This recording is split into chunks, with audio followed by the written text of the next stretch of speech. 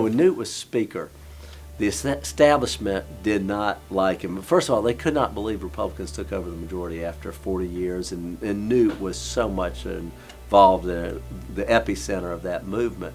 So, he was not politically correct, and people took him on all the time. The press loved to beat up on Newt Gingrich, and as a member of the Republican delegation, particularly from Georgia, the press would often ask you leading questions to say something bad about him. If Newt made a mistake in public, they said, well, certainly you didn't agree with that, or how did you feel about that, or do you think the speaker moved too fast on whatever issue? Those questions were constant, and I was loyal to the speaker and smart enough to avoid taking that bait.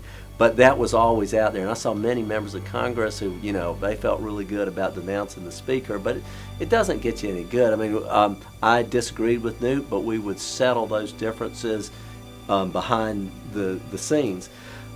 Newt, as Speaker, was able to do a whole lot for the state of Georgia. And one of the things, just a small example, committee assignments. In Congress, you have something called the A committee and a B committee. The A committees are the harder committees to get on. They have a little more clout.